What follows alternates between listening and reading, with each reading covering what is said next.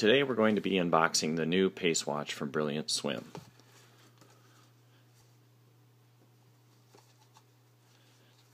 To remove the watch, you simply slide the protective cover off, open the box. This is a small sheet that details your 30-day satisfaction guarantee and your 1-year limited warranty, and does provide some brief instructions. Unlike other watches, this doesn't really require a very bulky, thick instruction manual. It's pretty easy to use.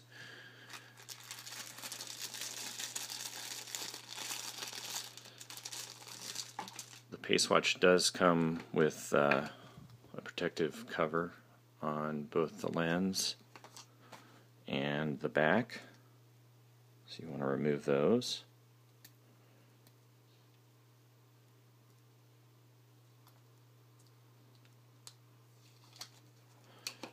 And one thing I'd like to point out is that the lens does have a anti-reflective coating and is also scratch resistant, which is great in case you run into a lane rope or something like that.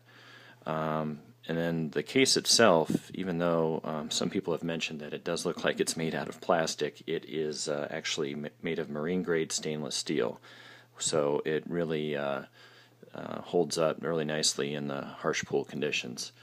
The band is made of silicone. We had considered using Velcro, nylon, some other materials, but ultimately decided on silicone because it's soft and comfortable and holds up pretty well, again, in the harsh pool conditions. One thing that is really cool with the PaceWatch is how thin it is. As an example, a comparison, here is the Garmin Swim watch, which, as you can see, is about twice the thickness of the PaceWatch. The face, or the dial, is pretty good size. It's really bright, intentionally made it with high contrast markings, red and black markings and red and black hands on a bright white background. So it's really easy to read, really easy to see with just a moment's glance, even when you're underwater. Not at all like the digital watches that are out there that have those tiny 7-segment digits, black digits on a gray background. It's pretty hard to read, especially if your goggles are fogged up. One thing you'll notice that's different with the PaceWatch compared to the pace clock that is on the wall at your pool is that it actually has a ticking motion or ticking movement for the second hand, as opposed to the sweeping second hand on the wall.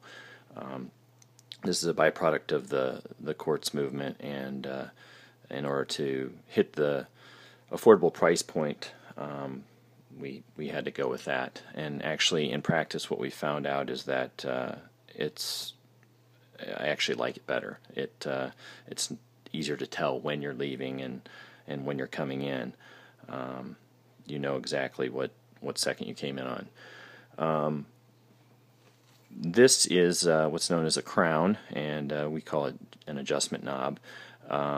It's actually a waterproof crown, so unlike a number of the other swim watches that are out there that have buttons that they tell you not to press while you're underwater, this actually is designed to be used underwater, and it will not allow water to get in. So that's kind of a nice feature. Now, on the flip side, you really only need to set this at the beginning of practice, and so there's really not any need to adjust it during practice unless you're coming up with some creative uses for this that we hadn't really planned on. So to set it, like I said, if you're just using it by yourself, you can just let it run and use it. If you're trying to set it to a pace clock on the wall, you just pop out that adjustment knob, and the second hand stops. You can adjust the minute hand by twisting the knob if you'd like.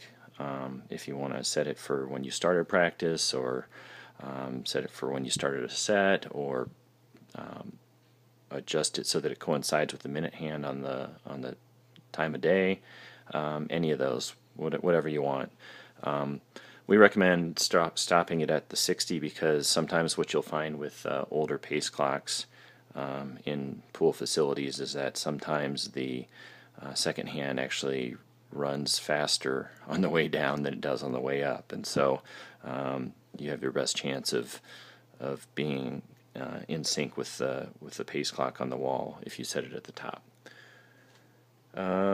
So when the pace clock on the wall, when the second hand gets to the top, you just push the button in, and there it goes. It's pretty simple. Thank you for watching. Appreciate your interest in the PaceWatch, and if you have any questions, feel free to email us at info@brilliantswim.com or leave your comments and questions in the comment section below. Thank you.